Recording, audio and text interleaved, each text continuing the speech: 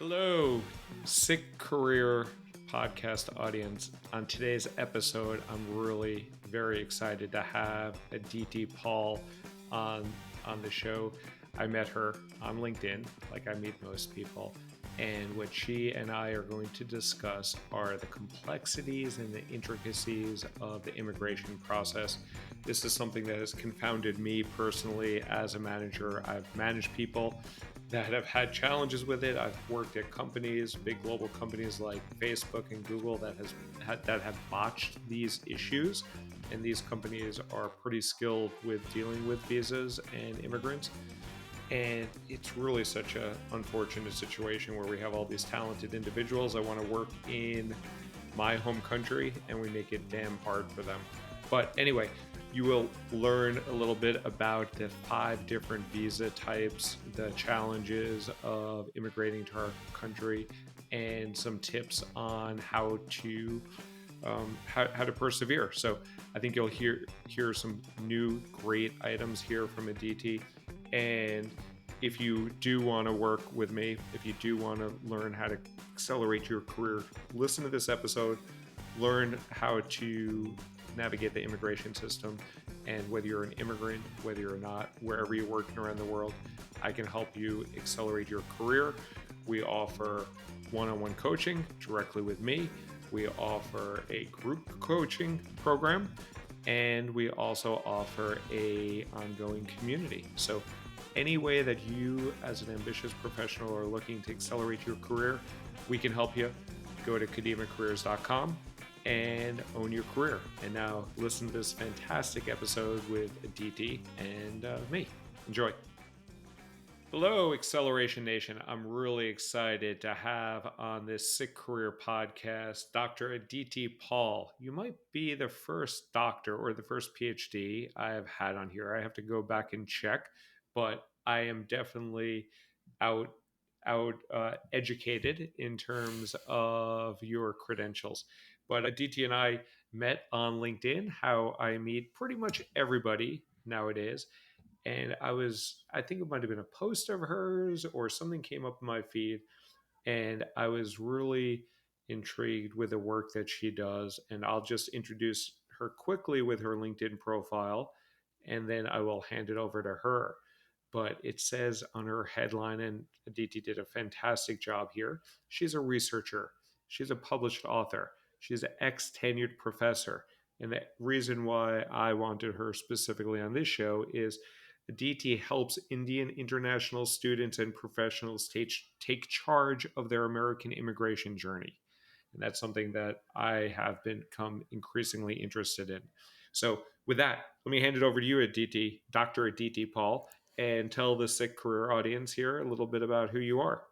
Thank you so much, Alan. And please call me Aditi. I just before this podcast, Alan was like, "Should I call you a Doctor Aditi?" Well, I'm like, "Yes, do it." I was messing with you. It's all the PhD trauma, and you having a PhD from here. Let me tell you, it's all downhill from here. Yeah. No, but I'm kidding. I honestly didn't want to get a PhD. I wanted to quit school after high school. I'm not a nerd at all. You know how they say that sushi is an acquired taste? Um, Yep. Education was an acquired taste for me. I am originally from India. I moved to the US, just like a lot of us do, in 2010. And I went to Michigan State for my PhD, became a professor. Soon after that, moved to New York City. And after receiving my tenure, I moved on to the industry because I wanted to grow myself as a researcher. But through that journey, because I'm an international, because I'm an immigrant, I had to figure out my immigration goals. And when you read that, Alan, in my headline, it looks very crisp now, but my gosh, the way I had to struggle to get that one line out because I never truly wanted to embark on this beautiful journey that I am right now, and the movement and the community that we are creating. I'm so happy about that. But it was never a goal for me. It evolved to be something that I became very passionate about because I was living it every single moment of my life.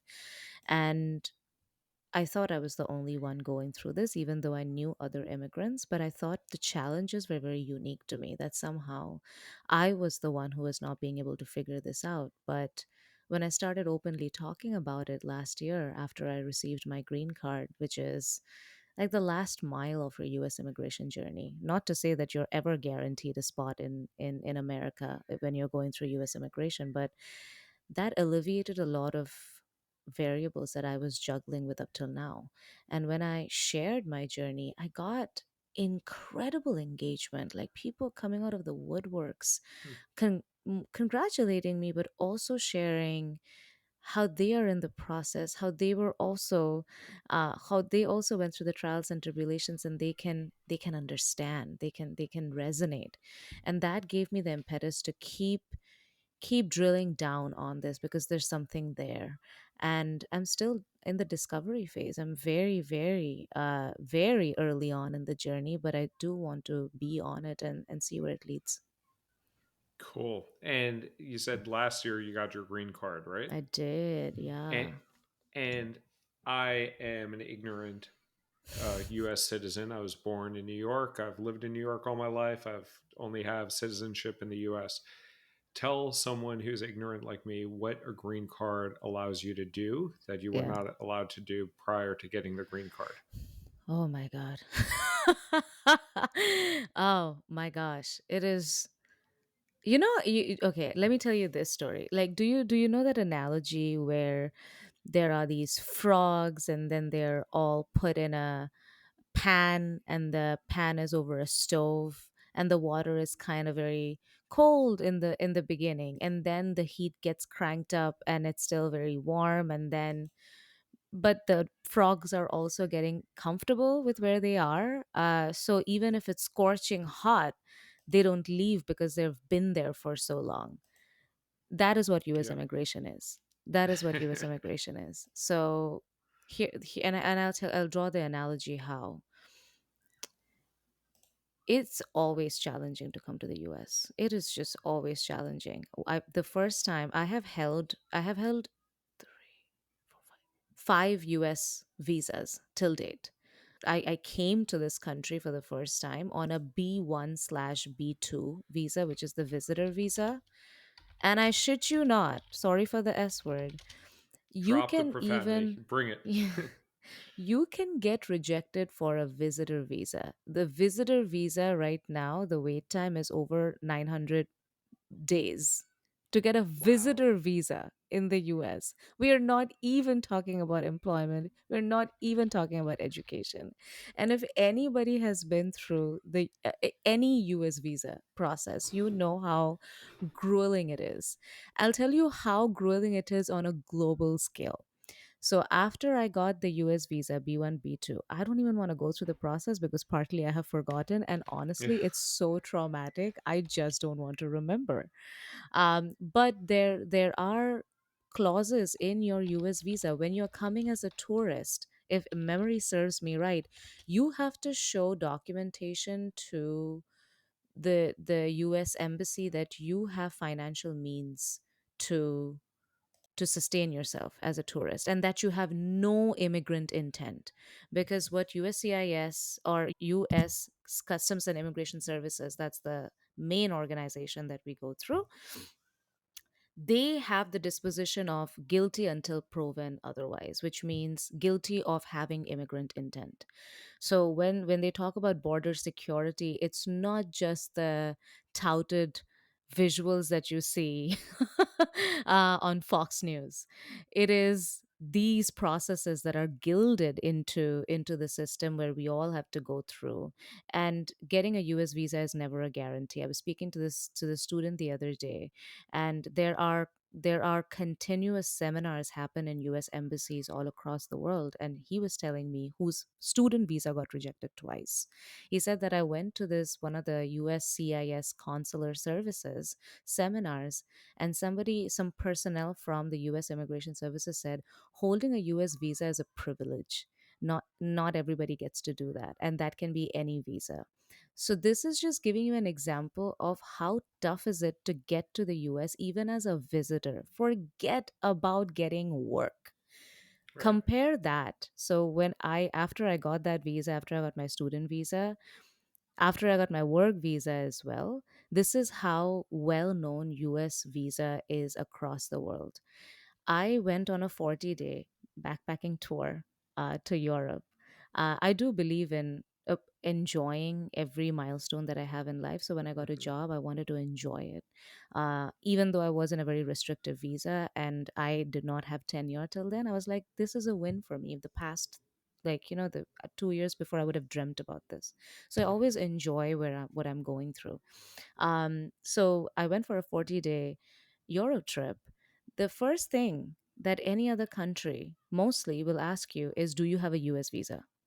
And if you have a US visa, your chances of their visa approval skyrockets. Because US visa, if think about all the visa councils in a classroom, US visa is that kid who sits in the front. If they do the work and you copy off of them, then you're winning, right? Because the structure is so strict. So I do not have the wherewithal in me to answer how strict this process is. It is truly unfathomable to somebody who has not gone through it. I was talking about this to another person yesterday. He was also an American born, and he was telling me how he was talking to this Nigerian woman, and her main complaint was she wants to do work over here. She's very competent, very able, but her companies are not being able to sponsor her. And he's like, just like you, he's like, tell me, Aditi, like for an uninitiated person like me, this seems to be a very solvable problem. Like, can I just not write a check and like sign up in some papers and make her work? I'm like, Michael, if only it was this easy, because the way it makes sense to you, it should have made sense to USCIS, but it isn't. Right. And Hmm. that's the biggest gripe about US immigration with lawyers, with immigrants, with everybody. So let me talk about the frog analogy now. The kind of restrictions that you have. So when you are a doe eyed international student who wants the American experience, right? You've seen, for me at least, I'm dating myself horribly with this reference. But I had seen American Pie, and I'm like, yes, I want that. And then in 2009, when I came here on a visitor visa, my dad did the egregious mistake of taking me on a roller coaster 6-day tour to Disney World and Sea World and Hollywood Studios, the fun stuff in Florida. And I'm like, I am sold on this country, together with the fact that my nephew was born here. So I'm like, I'm coming here. So I was very hopeful. And that's the only thing that you think about. Now you have to go back home and you take your GRE, you need to take your TOEFL, English proficiency exams, then and make sure that you get a scholarship, because my dad was like, I'm not paying for your vagaries. And then I had to get a student visa. So that becomes a big win, that man, I made it. I made Yeah. it to this country. Then starts the heat.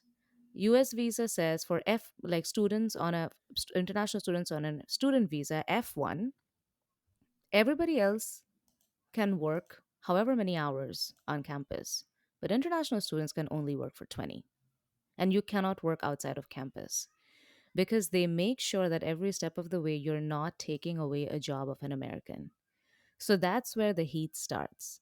Then you get into the place called optional, some OPT, where you get to work for a company. If you are in a non STEM field, then you get 1 year. And if you are in a STEM field, then you get 3 years. And as soon as you enter that, then now you're job searching. You cannot get into a job, you cannot keep the job if you don't get a work visa. And that work visa, more often than not, is an H-1B visa. There are only 65,000 visas available, 65,000 slots available. The number of applications, 65,000 H1Bs. H-1Bs, yeah, 65,000. And the number of applications that came in for H-1Bs this year was over 480,000. So Wow. you have less than 15% chance to to even get the ability to work. So it's like you go to DMV, you're a very well able driver.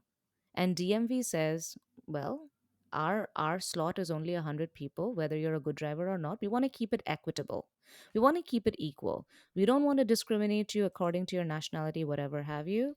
Complete disregard to your ability to drive, and they put all of you in a lottery and says, we have 15 slots for today. For other 85 of you, go home, try again. And you only get three more slots. So it's very unnerving to be an international student who is so ambitious because you have carved out your place in competitive US universities. You have gone through the whole F1 student visa rigmarole. You have booked a one way ticket to the US. You are paying three times the tuition of an American student, not being able to redeem any of the student loans like FAFSA that is available to American students. You're paying interest in your own currency. If you're from India, you're paying $1 equals 87 times our rupees. You're coming to America with so much hope, right? Focusing on the next big win, only to then be put in a pool where your fit for a company is not judged by the competence, but by luck. And that is unfortunate. And that the people wake up to this realization retroactively. So when I talk about it, the main thing that I'm trying to drill at in people's minds is be proactive. Be proactive. It's the same rules as entrepreneurship, Alan. It said that if you don't take decisions for your life, somebody else is going to take that decision for you. How can you be proactive? Is it just luck, like to get these H-1B visas, these 65,000 lottery tickets? What can proactivity? What can Yeah, you control as an individual to improve your odds of getting one of those 65,000 lottery tickets? that's right. You cannot. That's why you look at options. You look at other options which are not luck based. So that's why you focus on merit based visas if you choose to work in the US. Or the moment you make a decision that I am going to go outside of my country and I'm going to go to the US, however gruesome the process is, and you don't want to live in the US, don't focus on any visas. But the moment you start that journey and have decided, you have to keep your focus on networking everywhere else. The world is your oyster. What you cannot do is coast on, I'm going to be a good student, I'm going to get all these good grades, and then I'm going to put all my eggs in the H1B basket. Absolutely not. If you are okay with not living in the US, that's fine. Start networking with individuals in Germany, in Austria, in Australia, in India, wherever you want to take your skills that you're honing in America outside. But if you have decided to live in the US, start looking at options that do not determine your fate on luck, which means looking at O1 visas, which is outstanding extraordinary visas. And it takes, How do you get an O-1 visa? so for O1 visa, there are 10 categories and ten criteria that you need to meet. The name of the visa is very scary. All these visas are very scary sounding, by the way, right? So, outstanding ability visa. I'm like, outstanding ability, especially for Indians. Listen, when you're talking to Indian students, you're talking to a very unique set of students. We come from a country of a billion people. A billion people. It's unfathomable to an average person. What does that feel like? We haven't had a day off since we were 2 years old. We just haven't. All of us, if you talk to any Indian students, I don't have to know them personally. I just don't have to know them personally. We all live the same lives. Starting from me to somebody who's a CEO, somebody who's a janitor, whoever it is. If you have children, your children are in the morning are going to their schools and then coming back home, taking a nap, eating their food, and going straight back to after school classes to get ahead of the crowd. We call them tuition classes, right? There is a huge startup business in India called Byju's, BYJUS. They were one of the sponsors of the FIFA soccer. They're that big, and their entire thrust is built on upskilling your kids after hours. And it starts as small as 2 or 3 years old. People who are in Montessori are sending their children, little babies, shoving their little tiny heads into tuition classes. So Hmm. we are very used to putting in extra work. We need to keep that same energy up. That how we wanted to be extraordinary, trying to beat the crowd of a billion people, which is very, very, very, very, very hard. But we cannot let that go. We cannot think that we made it just because you have yourself in an American university. You just can't. You have to keep that same momentum up. So the visa process, as you're laying it out here, it's it's roiling my skin because it's very complicated. You're introducing new terms that I've not been familiar with. The O1 visa I never heard of before, Mm-hmm. and the lottery system that you can't influence. It's very challenging, uh, Mm-hmm. to say the least, to get a visa to this country, which is a shame because we're founded on immigration Mm-hmm. and semi you're poor, you're tired, you're huddled masses, and all that stuff. What, what alternative paths do you suggest for people? So there are ways to get these five different visas, some by luck, some by Mm-hmm. outstanding contribution, some by student visas and things like that. But a lot more people that want the visa cannot get the visa, I'm assuming. Mm-hmm. Yeah, Is it, they get oh, rejected.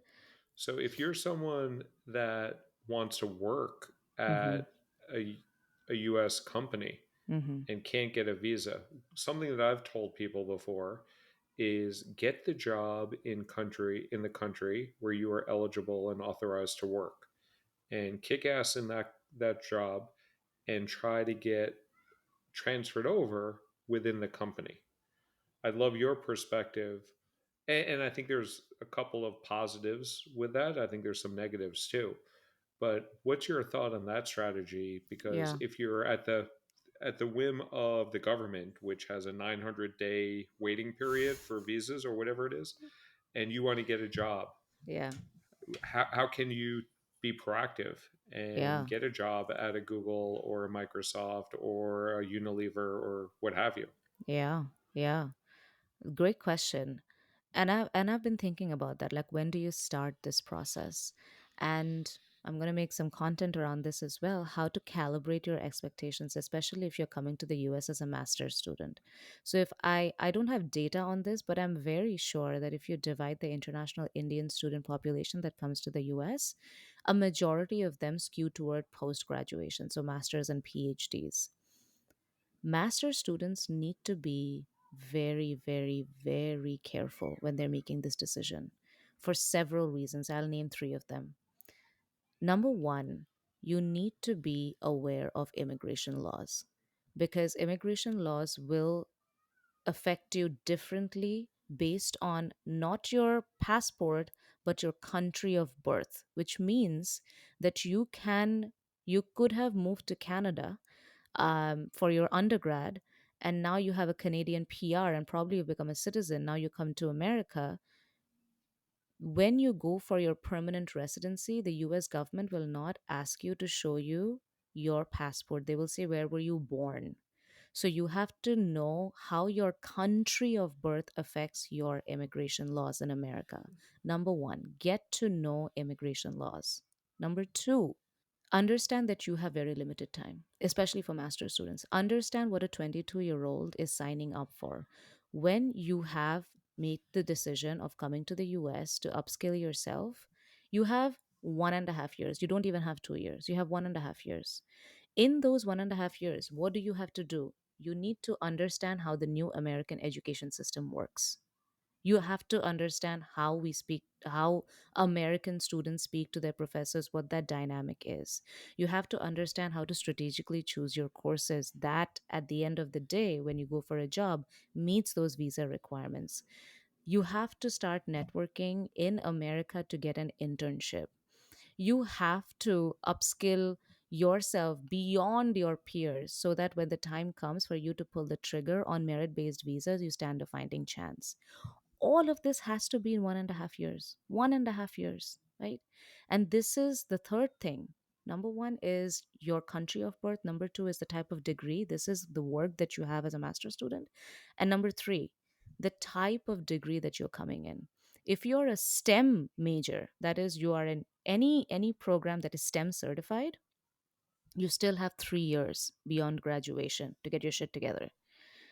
If you are an Indian student who was born in India, who's coming to the US to study something like journalism, you need to be very careful because you only have 1 year after graduation.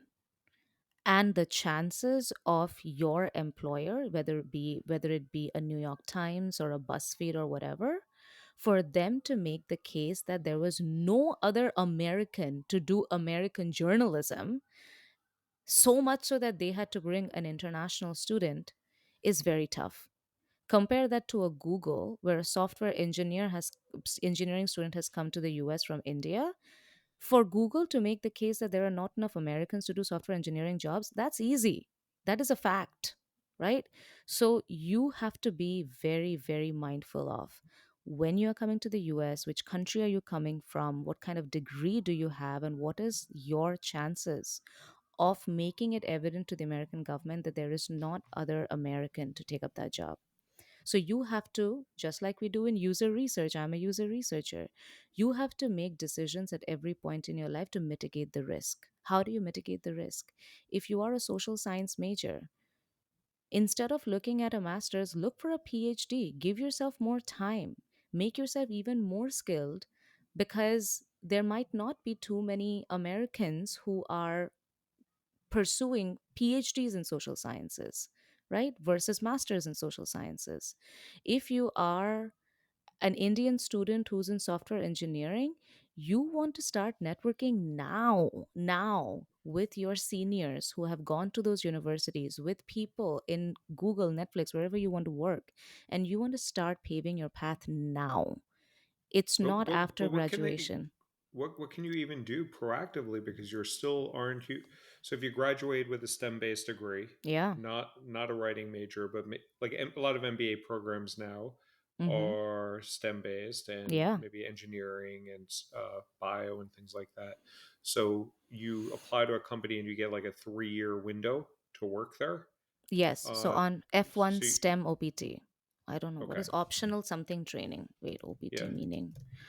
So so you get that, but if you're not in a if you are in a STEM based program, then a company Yeah. can hire you and you can stay working at that company for 3 years before your visa runs out. Yes. So within those 3 years, because your visa, STEM OPT is optional practice training.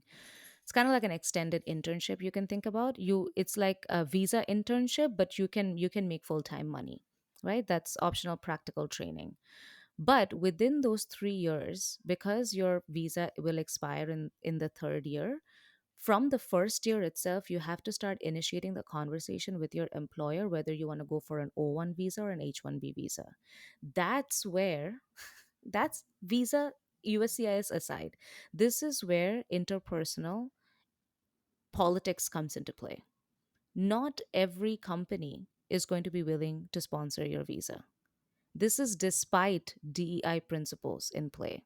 This is where it hurts the most. This is where it hurts the most, where I have heard numerous stories that international employees, have made asks about their immigration needs to their employers, and employers have said no, whether it be for temporary visas or work visas. So when you talk about like what can people do, the first thing is preparation, but the second thing is also awareness about the immigration laws and awareness of the non-happy path, that this is the shit that can happen, right? So in everything prepared, right? What was that, Gossip Girls, in omnia paratus, that's what it is, in I everything don't watch prepared. that. I'm sorry, Yeah. but I'll take your word for it. Yeah, it's a Latin phrase which says in everything prepared.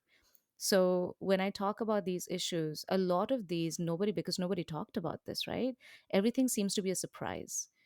But in us talking about this, it's like, okay, I knew this could happen, right? So taking that shock factor away from international students, because American universities do a great job in bringing international students. And if you look at the trajectory of American education, because I've been in the American education system as a professor, I'm very intimately aware.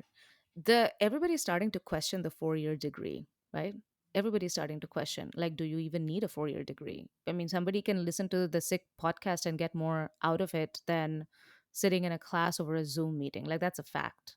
That's from coming from a professor who has taught a class and like really questioned, really, is this what my students are paying Right. $4,000 for? Like, I don't think so. Right, I can get more than this with better production quality for 149 on Maven. So people have been questioning this, but American universities are also very well aware that international students are huge cash cows. So they will recruit very heavily, very heavily.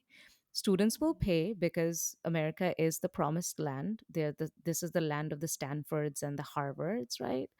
People come here, and that's a huge prestigious thing. And again, I want to stress how this is very relevant to Indian universities and Indian students. We have never been made to feel special. We come from an Indian education system. An Indian education system is very unforgiving, very unforgiving. I mean, it took one arm and a leg for me to become compassionate to my American students because I was so toxic back in the day. Oh my gosh, I was so toxic back in the day. I'm like, anybody who was in my class between 2015 to 2016, I am personally sorry, because I used to be a very, very strict teacher because that's the hand I was dealt. Right, there are students who would message me saying that, professor, I cannot come to class today because my mental health is suffering. I'm like, I have had friends who have had to fight chronic diseases, like hold a saline bottle and go and take a test because Wow. their dean said that they're faking it. We have been dealt that hand. So when you have such an industrious population who has not seen compassion, right? I'm talking about an average Indian student. When they get a chance to work in an American university, when it's easier to get into a Penn State, right, than an IIT, of course they're going to come here, right? So the initial sweetness is very high, right? Hmm. American education systems will treat you very well. Your employers are going to treat you very well. But USCIS and kick you in the nuts, man. Like, it will. It will. That's the most confusing thing for an immigrant in the US, where every day when you go to your job, you are truly appreciated. Like this, I can tell without beyond the shadow of a doubt, right? Like this conversation, for example, Alan, right? I feel appreciated that you have given me a stage to speak. Interpersonally, I have not seen this kind of warmth and openness to opportunities to people who do not belong to this country as shown by Americans. Forever appreciative of that. That's the microscopic level. But on a macroscopic level, it feels debilitating to be disrespected by the US immigration system. So Yeah. you are put in a very confusing position where, like, man, I love my life. I love my work. I love my independence. I love the opportunities here. But my gosh, I'm shackled by something that is beyond my control. And that's a very hard decision to make when somebody says, "So why don't you just leave?" Yeah. Why will I I hate that leave response. Yeah. when I have put my blood, sweat, and tears in building my life over here and I feel appreciated? And I don't want to, like, I just don't want to give in to the US immigration. It becomes an ego battle a lot of times. I know I'm going Yeah. on tangents over here, but that's the mind space that we come in. So to your question, back to that, that is, people who come for their MBAs that are STEM certified, like, what can they do now? It's just like an entrepreneur, right? An entrepreneur works and puts in the effort knowing full well that they might fail, that this may not come to pass. So it may so happen that you're in an MBA program and you've started networking with Google, you've started networking with Netflix, you've done all this work to put yourself ahead of the curve to only not be able to take it. But you still have to put in the faith and do that work anyhow. And this is what I'll tell you, and I'm sure, Alan, you're going to agree with me. No effort is wasted. It is never wasted. Even if you are in a job that you hate, even if you're in a program that you dislike, even if you're under an immigration system that is inequitable, through that experience you're going to learn something. Through that experience you're going to meet someone that's going to open doors for you that would not have been opened if you did not put in that work, if you were not there. So take it with that level of openness, that okay, totally accepting the fact that this may not lead to anywhere, but that does not mean I'm going to sit in my ass and do nothing. Yeah. That's not the right thing to do. So if you were if Indians and other immigrants are battling this terrible, terrible, inefficient, disrespectful, whatever you want to call it, immigration process. Going back to my question I had before, does it make like make sense sometimes for someone to get a job in their home country? In your case, like the people that you work with, India, Yeah. because a lot of these companies do hire in India. Like when I was at Yeah. Google and Salesforce and Facebook, we had big locations in Hyderabad Yep. and Bangalore and some other locations. Does it make sense to potentially get a job there, kick ass in the role, get support from leadership, and then move over after? Because the Yeah. companies will not only sponsor you, but they will also relocate you and help to provide the tax support and so forth. Some of these organizations will. So is that a path that you sometimes recommend for people? That could be a very winning strategy, because right now, this entire coming to the US, struggling to get an H visa, H1 visa, then only to get it and then put into this. We didn't even scratch the surface of permanent residency in this conversation. We were so in the whole temporary side of things.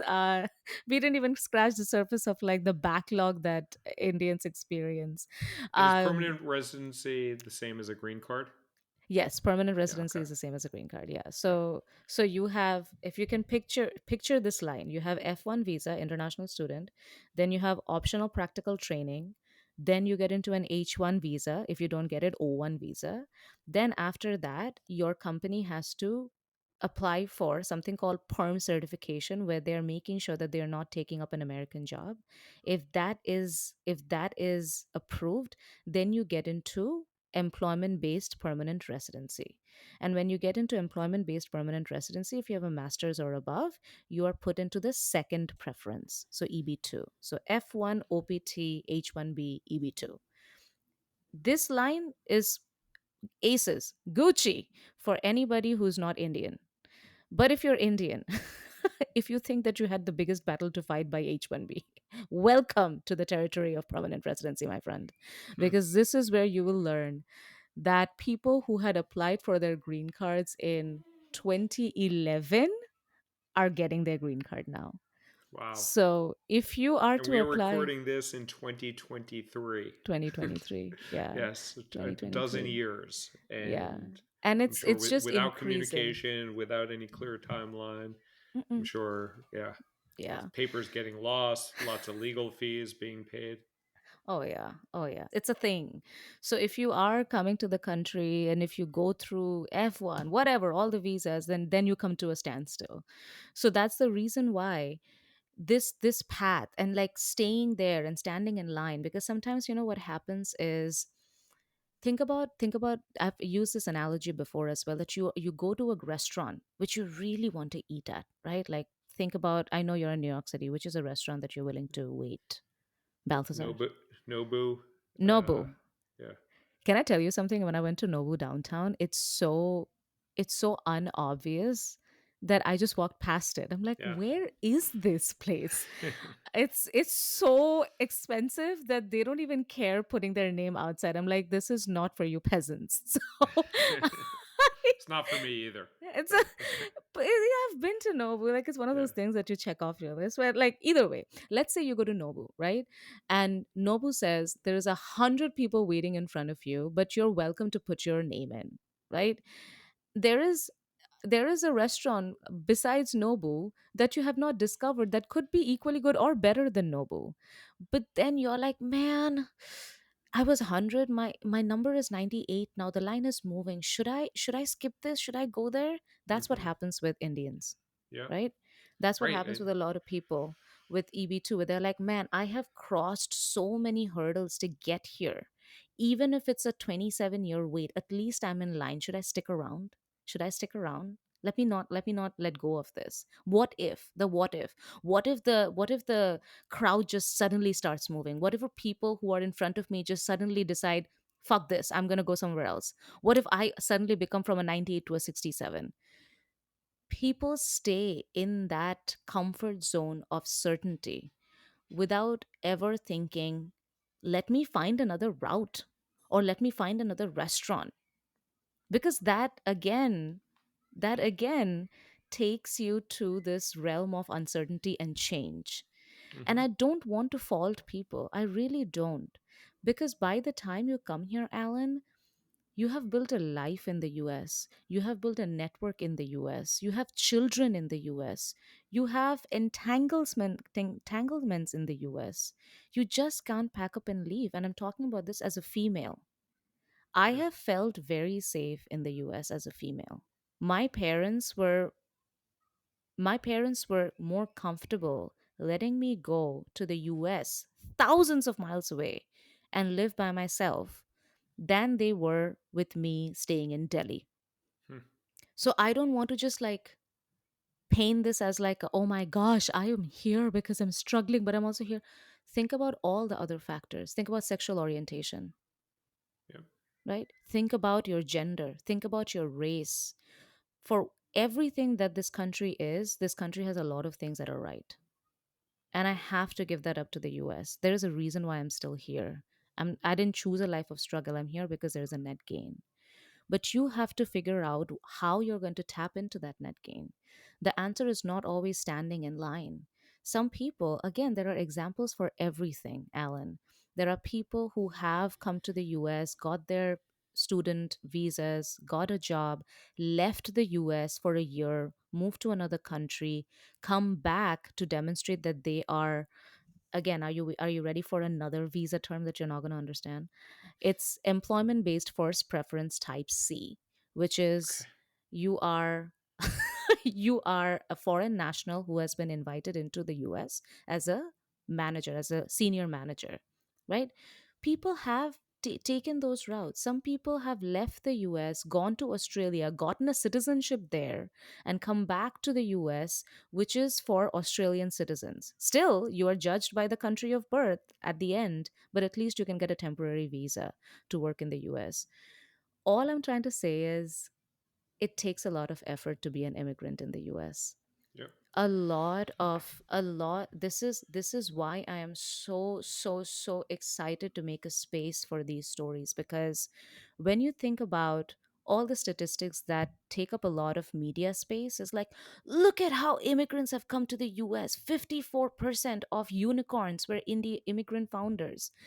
Dude, that's after we have figured this shit out called immigration. That is after immigration. We need to celebrate what it is to go through immigration. That needs to be celebrated as well. That is a part of your resilience. That is not recuse of your resilience. That's a part of your resilience. And we need to make space for those stories, because every single day we are fighting battles that do not align with media KPIs. That doesn't mean that you don't need to be celebrated. There are people whose visas are being denied, but they show up next day with a pitch deck demonstrating to their CTO and their C suites that they're in it for good. That type of compartmentalization and professionalism is aspirational, is aspirational. And that's what immigrants put every single day. So, yeah, celebrate immigrants for all the things that they do for the country, but also celebrate immigrants for all the internal battles they fight, and they show up anyway. From the play Hamilton, immigrants, we get the job done, We right? get the job done. Yeah. Cool. So my head is about to explode with all the complexity of the immigration challenges, and it's such a shame because we bring these talented individuals here to go to US based schools, and then we make it damn hard for them to contribute to like the society and be included into the society and the organization. So America, we want to be here. Keep us. I would love to. I um but we are running low on time, so I do Yeah. have two we're not going to solve the immigration problem here, unfortunately, but I do have two last questions for you, Aditi. One, you've given lots of great pieces of advice to our audience here, but what is one last piece of SYCK career advice that you have for the Acceleration Nation crowd out there? There is no such thing as a loss. It's always through losses that I have gained so much. I had to lose every modicum of my personal freedom to the immigration system to really appreciate what personal freedom is. I had to lose my health to COVID to really understand how to appreciate my health. So, even if you're going through something that seems like a loss, give it a couple of years, you'll see that that was the biggest gain in your life. Awesome. Uh, Takes a whole new perspective on losses, and that they can really be positive depending on how you interpret them. The last question I have for you, Aditi, you have so much wisdom in this space, so much experience in this space, so much expertise in this space. If people want to reach out to you and learn more about what you do and how you help people, how can people find you? You can find me on LinkedIn. Thank you so much for after listening to this podcast and still wanting to find me. I appreciate that. You can. I'm most active on LinkedIn. That's my poison. My handle is Dr. Aditi Paul. My website is also draditipaul.com. And my newsletter is The New Immigrant Insider. But come say hi. Come say hi to me on Twitter. And Twitter, I am Aditi Paul. Reach out, and I would love to have a conversation with you and help you in any which way I can and support you in this journey. Great. Well, thank you so much. I learned so much. I'm still confused by the process, but thank you so much for sharing some of your insight, your experience, and your expertise with the SYCK career audience here. Thank you so much for having me, Alan. Thanks, Aditi. That wraps up another remarkable episode of the SYCK Career Podcast with Alan Stein. Check out past episodes and other resources on the website. That's syckpodcast.com, and it's SYCK. Alan, tell the audience about the newsletter they can sign up for. The newsletter rocks. Check out the accelerator, XLR8R. You will get great tips about your career. You'll get honest insights. You'll get the occasional pet picture, and you will learn how to take proactive control and take charge of your career. Very good. Very good. That's syckpodcast.com, SYCK. For your host, Alan Stein, I'm Russ Reba, and we hope you've enjoyed today's episode. You are going to love the next one.